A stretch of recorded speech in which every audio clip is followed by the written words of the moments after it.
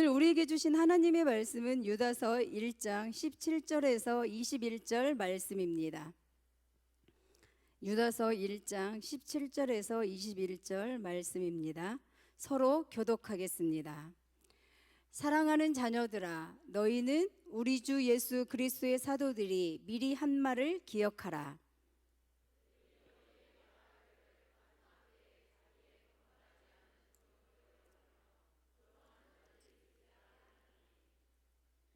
이 사람들은 분열을 일으키는 자며 육에 속한 자며 성령이 없는 자니라.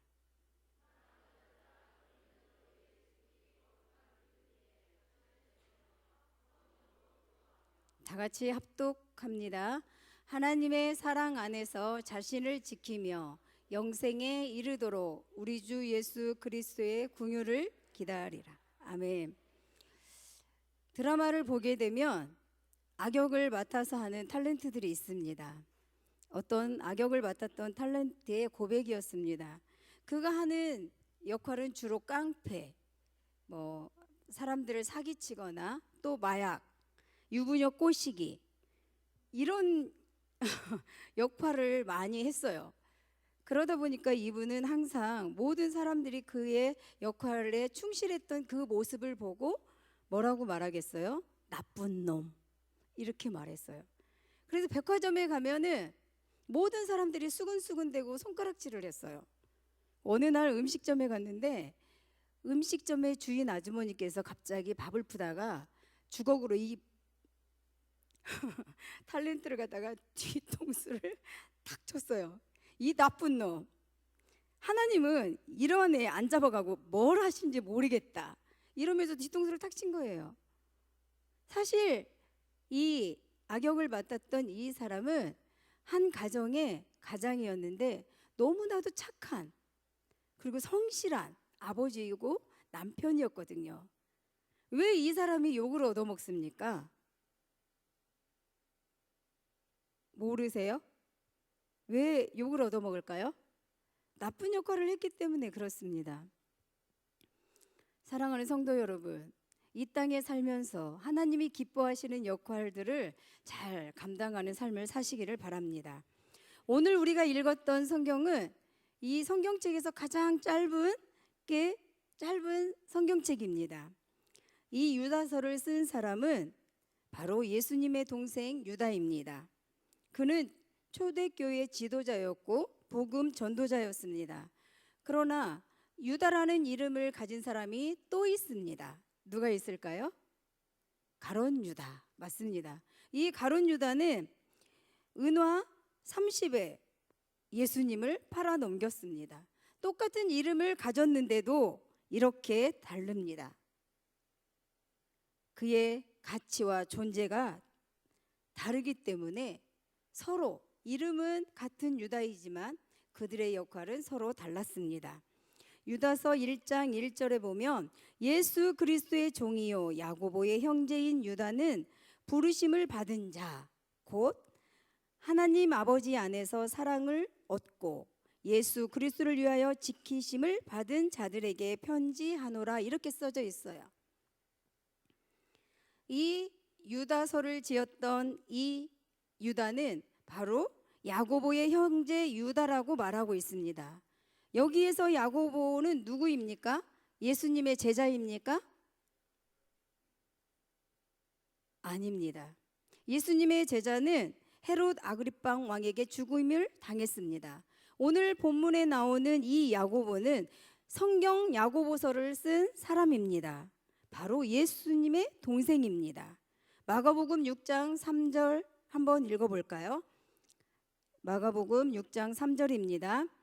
이 사람이 마리아의 아들 목수가 아니냐, 야고보와 요셉과 유다와 시몬의 형제가 아니냐라고 말합니다. 이렇게 말하는 것을 보니까 바로 누구의 형제예요? 예수의 형제라는 것을 알 수 있습니다. 그러니까 오늘 유다서를 쓴 유다는 바로 예수님의 동생입니다. 이 유다서를 쓴 유다가 예수님의 동생이지만 예수님을 하나님의 아들로 인정하지 않았고 믿지도 않았습니다. 자신의 형이 하나님의 아들이라고 선포하는 그 사역을 못마땅하게 생각했습니다. 그는 형제들과 함께 예수님이 복음을 전하는 그곳에 가서 예수님을 집에 데리고 오려고도 했습니다.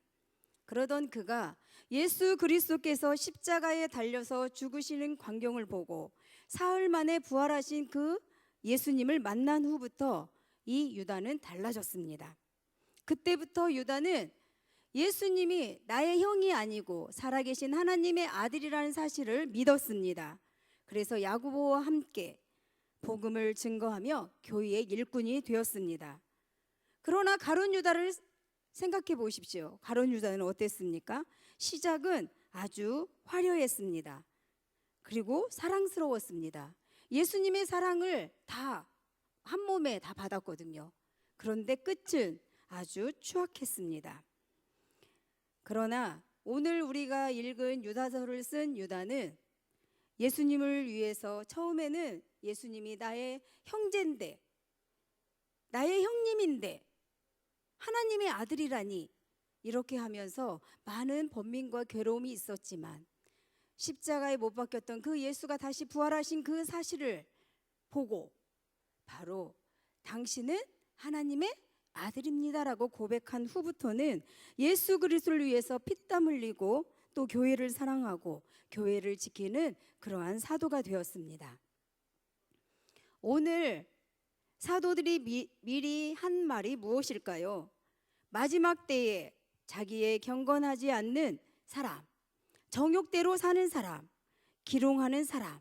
여기서 기롱이라는 것은 무슨 말이냐면요, 다른 사람을 속이고 희롱하고 농락하는 것, 실없는 말을 하는 것, 바로 하나님의 진리를 내쫓아버리고 조롱하면서 당을 짓는 사람, 성령 없이 사는 사람을 조심하라고 말합니다. 지금 이 나라가 너무나 시끄럽고 어지러운 가운데 있습니다. 바로 이단입니다. 유다가 말하는 것은 당짓거나 성령 없는 삶을 살고 정욕대로 사는 그들에게 이제 이런 사람들을 갖다가 조심해라, 이렇게 말하고 있습니다. 그러면 사도들이 미리 한 말을 기억하라고 하는데 어떤 말일까요? 몇 가지 교훈을 살펴보고자 합니다. 첫째로 사도들이 미리 한 말을 기억하라고 17절에 말씀하고 계십니다. 저희가 읽었던 17절 말씀입니다. 다 같이 합독하겠습니다. 나오나요? 시작. 사랑하는 자들아, 너희는 우리 주 예수 그리스도의 사도에 미리 한 말을 기억하라. 초대교회에는 두 가지의 조류가 있었습니다. 하나는 바로 세속주의였습니다. 예수님을 믿어도 세상의 방법대로 믿고 세상의 향락에 빠져서 그냥 제멋대로 사는 사람들입니다. 이런 사람들은 먹을 거 다 먹고 입을 거 다 입고 할 거 다 하는 사람이었습니다. 그리고 가지 않아야 할 것도 다 가는 사람들이 바로 세속주의에 빠진 사람들입니다. 이 세속주의에 빠진 사람들은 국가를 무너뜨리기도 하지만 교회를 무너뜨리기도 합니다. 어느 날 어떤 사람이 무디를 찾아왔습니다. 선생님, 저는 회개했습니다. 그러니 이제부터는 제가 이 세상을 온전히 버려야 할까요? 라고 물어봤어요. 그러자 무디가 이렇게 말합니다. 정말 버리시겠습니까? 제가 회개를 했으니까 이 세상을 갖다가 버려야 하지 않겠습니까? 또 물어봤어요. 그러자 무디가 말합니다. 아니요, 버릴 필요가 없습니다. 놀란 그가 다시 한번 물었습니다. 정말 버리지 않아도 됩니까? 이렇게 물어본 거예요. 그러자 예, 그렇습니다. 만약에 당신이 담대하게 예수 그리스도를 구주로 영접한 사실을 모든 사람에게 말하고 내가 하나님의 아들인 예수님을 믿습니다라고 말하면 세상 사람들이 당신을 배척할 것입니다. 이 말을 어떻게 생각하십니까? 우리에게 시사하는 바가 아주 크지 않습니까? 내가 예수 그리스도를 구주로 영접하고 내가 하나님의 아들인 예수 그리스도를 믿습니다라고 생각하고 믿고 선포하고 그대로 행동하면 세상 사람들이 우리를 어떻게 하겠습니까? 배척한다라는 거예요. 그러니까 내가 세상을 버릴 필요가 없다라는 거예요. 만약에 세상에서 내가 인정받고 세상 사람들이 나를 너무 좋다고 한다라면 내 삶이 어떠한지 오늘 생각해 봐야 합니다. 첫 번째는 세속주의였고 두 번째는 영지주의입니다. 영지주의라는 것은 영은 선하고 육은 악하다고 생각하는 이원론입니다. 육체로 오신 예수 그리스도를 부인합니다. 이 세상을 창조하신 하나님을 부인하는 사람들입니다. 그래서 그들은 방탕하고 방종한 삶을 생활하면서 마음껏 누리고 삽니다. 사도들은 이러한 이단들을 조심하라고 합니다. 세상에서 하나님이 없다고 하고 예수 그리스도를 부인하고 하나님의 창조의 그 질서를 파괴하는 자들에게 이제 조심하라고 말합니다. 사도들이 말했던 그 말, 지금 우리에게 필요한 말입니다. 이렇게 어지럽고 혼란스러운 이때에 우리가 해야 할 건 하나님 안에서 잠잠히 하나님의 뜻을 구하는 것입니다. 이리 흔들리고 저리 흔들리는 것이 아니라 온전히 주님에게 집중하면서 그 하나님의 뜻을 잠잠히 기다려야 합니다. 예전에 제가 섬기고 있던 11개월 사역했던 곳에서 그 목사님은 그 새해가 되니까 모든 구역장 뭐 할 것 없이 교회 지도자들을 다 모아놓고 이런 설교를 합니다. 교육을 시키는데 이제 새해가 밝았습니다. 여러분, 새해에는 절대 금전 거래를 하지 마십시오. 돈도 꾸어주지도 말고 빌리지도 마십시오. 이자를 받지도 마십시오. 여유가 있거든 돈을 그냥 주십시오. 돈을 빌려주더라도 이자 놀이를 하지 마십시오. 이렇게 교육을 1시간 동안 시키는 거예요. 그런데 이 말씀을 전했던 목사님의 말과는 틀리게 조금 지나니까 누가 무슨 집사가 돈을 빌려갔는데 돈을 안 갚아요. 이자를 준다고 했는데 이자도 안 줘요. 띄어먹었나 봐요. 여기저기에서 그런 소리가 들리는 거예요. 왜 이런 소리가 들리겠습니까? 목사님께서 분명히 이자 놀이도 하지 말고 금전거래 하지 말라고 했는데 그 말을 귀등에도 듣지 않았다라는 거예요. 사도들이 한 말이 어떤 말입니까? 하나님의 말씀에 집중하시기 바랍니다. 하나님의 말씀을 제대로 듣지 못했기 때문에 이러한 일이 일어났습니다. 우리는 날마다 하나님의 말씀을 기억하며 살아야 합니다. 찬송가 199장 혹시 아세요? 찬송가 199장 나의 사랑하는 책. 이 책은 윌리엄즈 목사님이 시를 썼고 틸만 목사님께서 작곡한 찬송가입니다. 원래의 제목은 내 어머니의 성경입니다. 그런데 어찌 됐는지 모르지만 나의 성경책으로 우리나라에는 이렇게 번역이 되어서 이제 찬송가로 사용하고 있습니다. 여기에 보면 하나님의 말씀을 기억하는 자는 타락하지 않습니다. 이 성경 찬송가에 있는 이 가사를 생각해 보면 주님을 떠날 수도 있지만 반드시 그 자녀가 다시금 하나님 앞에 돌아오는 것을 볼 수 있습니다. 제가 예쁜 목소리로 한번 읽어보겠습니다.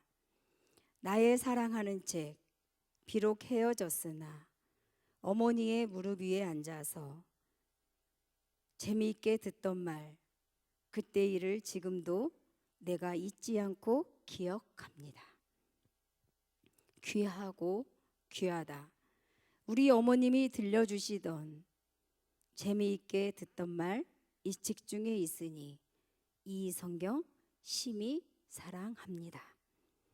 그때 일은 지나고 나의 눈이 서나오. 어머니의 말씀 기억하면서 나도 시시때때로 성경 말씀 읽으며 주의 뜻을 살려 합니다. 아멘. 유다는 사도들이 미리 한 말을 기억하라고 합니다. 거짓 선생들이 일어날 것을 미리 이야기를 해주었습니다. 그리고 우리에게 가르쳐 주십니다. 사랑하는 포도원 가족 여러분, 항상 하나님 말씀에 여러분 자신의 모습과 마음을 비춰 보아야 합니다. 두 번째로 저희들에게 주신 교훈이 있습니다. 지극히 거룩한 믿음 위에 자기를 건축해야 한다고 말씀하고 계십니다. 20절 말씀을 읽어보면 이렇습니다. 사랑하는 자들아, 너희는 너희의 지극히 거룩한 믿음 위에 자기를 건축하며 라고 말하고 있습니다. 거짓 선지자들의 기초는 자기의 지식이나 체험이나 또 감정들에 기초하는 것입니다. 그러나 유다는 기초가 어디에 있냐면 바로 지극히 거룩한 믿음 위에 있음을 우리에게 말해주고 있습니다. 그 위에 뭐를 하라 그래요? 자기를 건축하라고 말씀하고 있습니다. 거룩한 믿음이라는 것은 단번에 주신 믿음입니다. 한 번에 주었으니까 그것이 그 믿음이 값이 없는 것이 아닙니다. 1절 말씀을 다시 보면 부르심을 입고 하나님 아버지 안에서 사랑을 얻고 예수 그리스도를 위하여 지키심을 입은 것을 말하고 있습니다. 지극히 거룩한 믿음이라고 하는 것은 거룩한 아버지, 거룩한 아들, 거룩한 영인 성령 안에서 세워져라고 말하고 있습니다. 사도행전 4장 12절 말씀입니다. 우리가 너무나도 잘 알고 있는 말씀입니다. 다 같이 읽어봅시다. 시작. 다른 이로서는 구원을 받을 수 없나니 천하 사람 중에 구원 받을 만한 다른 이름을 우리에게 주신 일이 없느니라. 아멘. 예수 그리스도의 이름 외에는 우리에게 주신 것이 없다라고 말씀하고 계십니다. 예수 그리스도의 그 믿음 위에 여러분들의 집을, 자기 자신을, 내 집을 건축하시기 바랍니다. 마가복음 7장 24절에 보면 집을 짓는 말씀이 나옵니다. 24절 25절 제가 읽어보겠습니다. 누구든지 나의 이 말을 듣고 행하는 자는 그 집을 반석 위에 지은 지혜로운 사람 같으니 비가 내리고 창수가 나고 바람이 불어 그 집에 부딪히되 무너지지 아니하나니 이는 주초를 반석 위에 놓은 연고요라고 말하고 있습니다. 이 한국의 토질과 유대 나라의 토질은 다릅니다. 유대 나라는 뭐가 많아요? 모래가 많아요. 근데 비가 안 오기 때문에 이 모래들이 아주 딱딱하게 굳어 있는 석층으로 되어 있습니다. 그렇게 단단하니까 사람들은 그걸 보고 그 위에다 집을 짓습니다. 그러나 비가 한 번 오면 어떻게 되겠어요? 와르르 하고 무너집니다. 여기에서는 말하는 게 뭐예요? 거룩한 믿음 위에 여러분 기초를 두시기 바랍니다. 그리고 그 건물 위에 자기 자신의 집을 지으시기 바랍니다. 서강대 장영희 교수가 쓴 에세이집에서 나오는 내용 중에 하나입니다. 어느 날 앞을 못 보는 시각장애인이 건널목을 건너야 되는 상황이 되었습니다. 항상 건넜는데 그날은 걷는 것이 조금 불안한 마음이 들었습니다. 이 시각장애인은 옆에 있는 사람에게 내가 지금 이 건널목을 건너야 되는데 미안하지만 나를 좀 도와주겠소? 라고 말을 했습니다. 그러자 그 옆에 있는 분이 알았다고, 그러면 내가 내 손을 잡으라고, 내가 건너주겠다고. 그리고 이제 손을 잡고 그 건널목을 건넜습니다. 그 건널목을 건넜던 시각장애인이 옆에 손을 잡았던 사람에게 정말 고맙습니다. 당신 때문에 내가 무사히 이 건널목을 건널 수 있었습니다. 라고 말했습니다.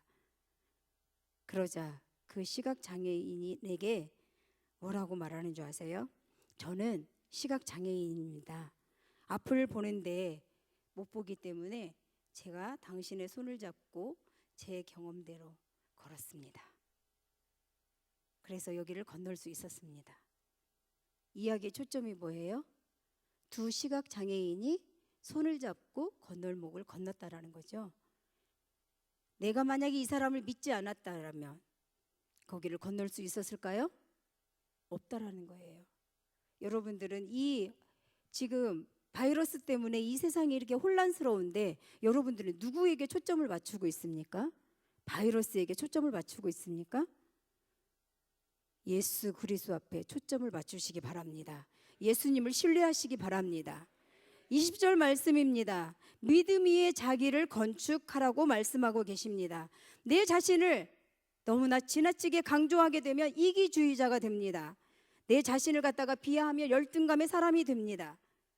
여러분, 나를 건축한다라는 거, 나를 과대 포장한다는 것과는 다른 이야기입니다. 미국의 쇼트라는 여자의 마라톤 선수가 있었습니다. 이 여자는 처음으로 독일 맨헨에서 이제 마라톤 선수로 뛰게 됐습니다. 아무도 이 사람을 눈여겨보지 않습니다. 처음으로 출전을 했고 이 사람의 실력을 모르기 때문에 그렇습니다. 그런데 이 쇼터가 그 마라톤 경기에서 월계관을 쓰게 되었습니다. 그러자 모든 사람들이 인터뷰를 합니다. 아니 어떻게 해서 당신은 이렇게 훌륭하게 미국을 갔다가 이렇게 너무나 좋은 나라로 미국에서 이런 선수가 어떻게 나왔는지 모르겠다라고. 그러면서 그 쇼터라는 마라톤 선수에게 초점이 맞춰졌습니다. 그러자 이분은 이렇게 말합니다. 저는 남과 겨루기 위해서 훈련한 것이 아닙니다. 저는 철저히 내 자신과 싸웠습니다. 그리고 미국의 영예를 위해서 싸운 것도 아니고 저는 나 자신과 이 싸움을 싸우고 훈련을 했습니다. 라고 고백했습니다. 사랑하는 성도 여러분, 지금 참으로 어려운 시기를 지나가고 있습니다.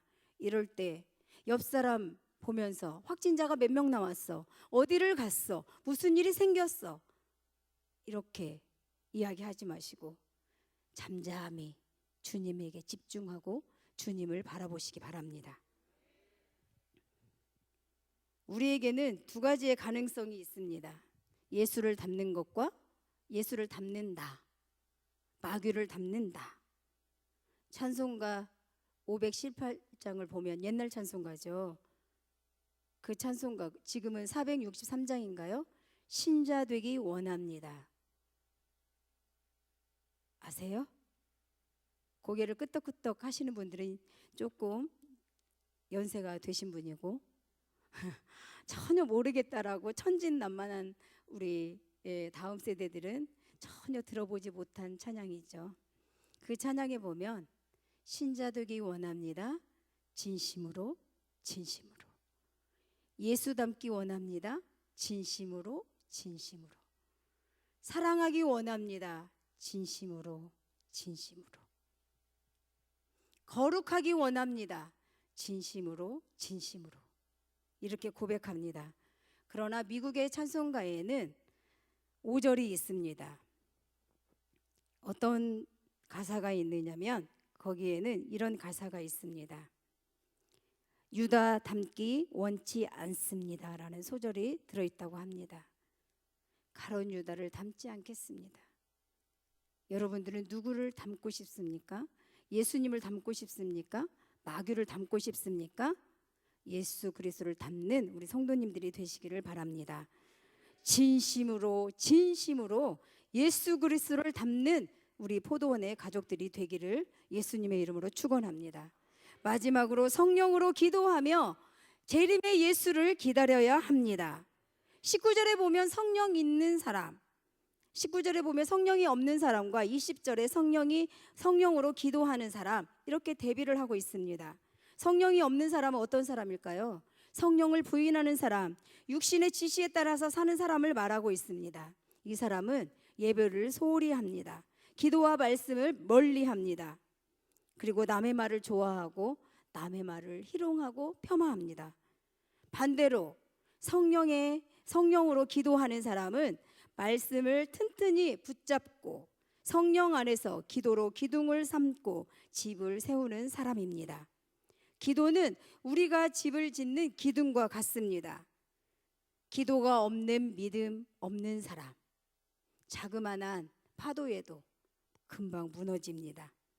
그래서 어떻게 될까요? 모래 위에 지은 어리석은 사람처럼 쓰러지고 맙니다. 그러나 성령의 능력을 힘입고 성령의 도움으로 기도하는 사람은 어떻게 됩니까? 비가 오나 바람이 부나 끄떡없습니다. 왜 그러냐면 예수를 닮는 삶을 날마다 살기 때문에 그렇습니다. 로마서 8장 26절 말씀입니다. 이와 같이 성령도 우리의 연약함을 아시나니, 성령님께서 우리가 넘어질 것도 알고 쓰러질 줄도 알고 그때마다 성령님께서는 어떻게 우리를 잡아서 일으켜 세워주십니다. 이 성령님께서 뭐라고 말씀하시냐면 우리의 연약함을 도우시나니 오직 성령이 말할 수 없는 탄식으로 우리를 위하여 친히 하나님께 간구하신다라는 거예요. 여러분 혼자가 아니에요. 그런데 뭐 이렇게 벌벌 떨고 계세요? 그렇죠. 나 때문에 누군가가 피해를 볼까 봐서 그런 거 알아요. 그러나 내가 든든하게 서 있을 때 옆에 있는 사람에게 신뢰를 줄 수 있는 거예요. 시각장애인이 둘이서 손을 잡고 그 건널목을 건넜던 것은 왜 그랬어요? 이 사람은 보인다라고 자기가 믿었기 때문에 걷는 거예요. 믿음이라는 것은 큰 것이 아닙니다. 아주 작은 것에 예수 그리스도께서 행하심을 믿고 출발하는 우리들, 하나님 앞에 모든 것 맡기고 성령의 이끌림을 받는 우리들을 통해서 하나님께서는 우리에게 우리의 자신을 지키고 그 위에 집을 건축하라고 말씀하고 계십니다. 이 성령으로 기도하며 때를 기다려야 합니다. 이제부터는 성령님을 환영하고 인정하고 모셔드리기 바랍니다. 이제 집을 지을 때 기도 안 하는 믿음 없는 사람 되지 마시고 성령의 능력을 받고 성령의 도우심으로 기도하는 우리 성도님들이 되시기를 바랍니다. 내가 믿고 기도하면 낙심될 때가 많고 기도하다가 맑았다가 흐렸다가 넘어졌다가 일어났다가 이렇게 하지만 성령으로 기도하는 사람은 어떻습니까? 응답 받을 때까지, 이루어질 때까지 기도합니다. 성령으로 기도하는 사람들과 만나시기 바랍니다. 그리고 그들과 함께 기도하시기 바랍니다. 21절 말씀입니다. 하나님이 사랑 안에서 자기를 지키며 영생에 이르도록 우리 주 예수 그리스도의 궁유를 기다리라고 말씀하십니다. 여러분 자신을 지키시고 자신을 건축하시기 바랍니다. 예수 그리스도의 토대 위에 여러분 자신을 지키시기 바랍니다. 나를 지킨다라는 것이 뭐예요? 나를 보호하고 유지한다라는 뜻입니다. 예수 닮은 나, 예수 믿는 사람, 예수의 종으로 나를 건축하시기 바랍니다. 그 집을 올바르게 보호하고 유지하고 지키시기 바랍니다. 짓는 것만 그치는 것이 아니라 지었으면 유지하시기 바랍니다. 보호하시기 바랍니다. 우리에게 궁유를 베풀어 주실 그 주님을 참고 기다리시기 바랍니다. 그리스도의 신부가 되셨습니까? 그렇다면 순결한 믿음을 지켜서 믿음 위에 여러분 자신을 건축하시기 바랍니다. 다시 오실 예수님께서 여러분들을 지켜주십니다. 종말의 이때에 죄와 유혹으로부터 시험으로부터 우리 자신을 지킬 수 있는 것은 예수 그리스도의 믿음 위에 집을 짓는 사도들이 미리 한 말을 기억하는 우리 성도님들이 되어서 날마다 승리하는 삶을 사시기를 소원합니다. 제가 오늘 함께 찬양 부르고 기도하기 원합니다. 제가 이제 부르고 싶은 찬양이 있어서 사실은 부탁을 했습니다. 오늘 이 또한 지나가리, 그러죠. 제가 책을 읽다가 어떤 분이 쓴 칼럼을 보니까 이런 말이 있어요. 하나님께서는 지금 바이러스로 인해서 온 세상이 지금 어지럽잖아요. 그리고 어려움을 겪고 있잖아요. 그런데 최고의 정점을 찍는 그 순간 하나님께서 우리를 찍게 만든다라는 거예요. 그 다음부터는 뭐예요? 내려오게 돼 있다. 그 고지가 바로 여기에 왔다. 그러니까 이 또한 어떻게 돼요? 지나간다라는 거예요. 사랑하는 성도 여러분, 예수님이 늘 함께 여러분과 함께 계심을 꼭 깨달으시기 바랍니다. 네, 마이크를 잡아주셔야 되죠.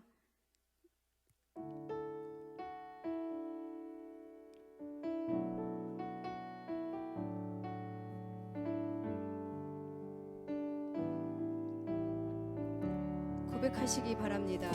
고단한 인생길, 고단한 인생길, 힘겨운 오늘도 예수 내 마음 아시네. 지나간 아픔도 마주할 세상도 예수님 내 마음 아시네.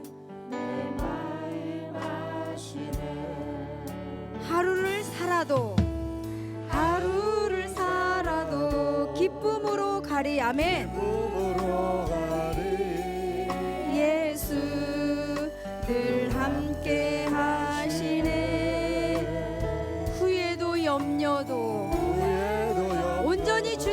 맡기시기 바랍니다. 온전히 맡기리. 예수님은 늘 나와 함께 계십니다. 함께 하시네. 믿음의 눈을 드시기 바랍니다. 눈 들어 주를 보리. 이 또한 지나가리라. 아멘. 주어진 내 삶의 시간 속에 주의 뜻 알게 하소서. 고단한 인생길, 고단한 인생길. 아멘. 힘겨운 오늘도 예수 내 마음 아시. 아멘. 지나간 아픔도 마주할 세상도 예수 내 마음 아시네. 하루를 살아도 기쁨으로 사십시오. 기쁨으로 가니. 예수 늘 함께 하시네. 후회도 염려도 온전히 맡기리. 예수 늘 함께 하시네. 믿음의 눈 들어 주를 보리. 이 또한 지나가리. 아멘. 주어진 내 삶에 시간 속에. 아멘. 주의 뜻 알게. 믿음의 눈 들어 주를 보리. 믿음의 눈 들어 주를 보리. 이 또한 지나가리. 주어진 내 삶에, 주어진 내 삶에 시간 속에 주의 뜻 알게. 다시 한번 찬양합니다. 고단한 인생길, 고단한 인생길. 힘겨운 오늘도 겨울 오늘도 예수 내 마음 아시네. 예수님은 우리의 마음을 다 알고 계신데요. 지나간 아픔도 마주할 세상도 마주할 세상도 예수 내 마음 아시네. 믿음의 눈 들어, 믿음의 눈 들어 주를 보. 아멘. 이 또한 지나가리라. 주어진 내 삶에 내 삶에 시간 속에 주의 뜻 알게 하소서. 하루를 살아도 주를 위해 사시기 바랍니다. 하루를 살아도 기쁨으로 가리. 예수 늘 함께 하시네. 후회도 염려도 후회도 염려도 예수님께 맡기시기 바랍니다. 온전히 맡기리. 예수 늘 함께 하시네. 믿음의 눈을 들어 예수님을 보시기 바랍니다. 아멘. 들어 주를 보리. 이 또한 지나가리라. 주어진 내 삶의 시간 속에 주의 뜻 알게 하소서. 믿음의 눈 들어, 믿음의 눈 들어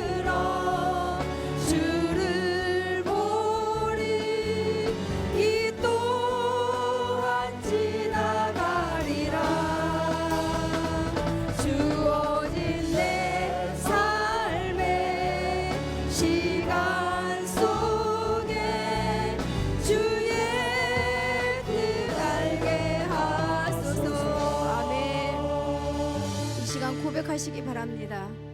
우리가 살아야 할 세상, 아직 다가오지 않는 이 세상, 어떤 세상인지 알 수 없습니다. 그래도 온전히 주님께 맡기십시다. 하나님께서 우리와 늘 함께 계시기에 여러분 믿음의 눈을 들어서 주님을 바라보시기 바랍니다. 이 시간 저희들 기도하기 원합니다. 그렇습니다. 하루하루 후회뿐입니다.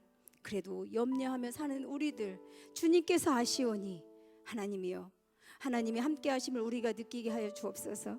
이 험난한 이 세상길을 살고 고단한 인생을 사는 내 길에 있어서 내 마음을 알아주시는 주님을 믿고 나가겠습니다. 이 시간 여러분들 하나님 앞에 기도하시기 바랍니다. 하나님, 그 하나님을 붙잡으시기 바랍니다. 사도들이 미리 말한 말은 다른 말이 아니었습니다. 어떤 말이었습니까?